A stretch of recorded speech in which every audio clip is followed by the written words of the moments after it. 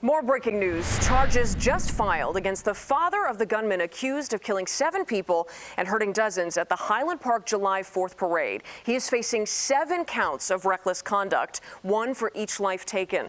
CBS 2 investigator Megan Hickey joins us live from Waukegan. Megan, you were there when prosecutors announced these new charges.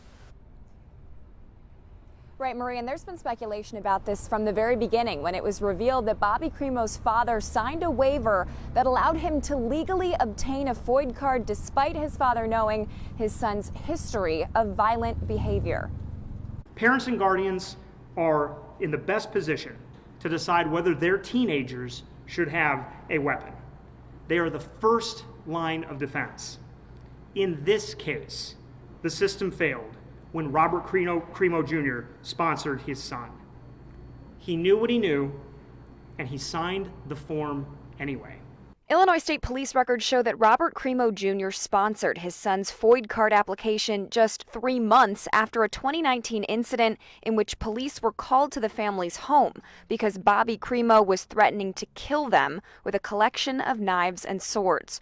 Cremo Jr., who is mentioned several times in that police report, then went on to sign a 2-page waiver attesting to his ability to sponsor his son.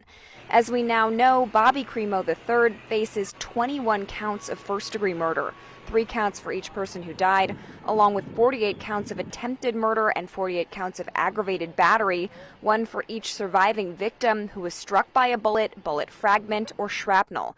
Even though Illinois State Police approved the FOID card application in 2020, prosecutors said Cremo's dad knew about his son's violent history and should not have signed the waiver that allowed his son to legally obtain the gun used in the tragic shooting. Cremo Jr. was charged with 7 counts of reckless conduct, 1 for each victim who was killed. He knows what's going on, and it was reckless for him to participate in the FOID process in that way. Each charge carries a sentence of up to 3 years in IDOC.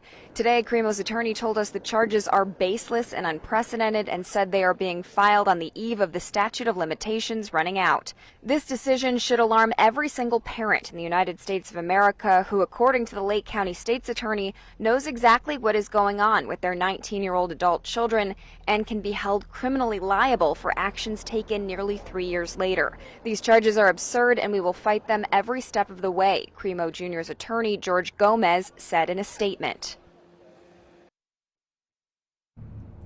Now, we've learned that Cremo Jr. turned himself in to the Highland Park Police Department this afternoon.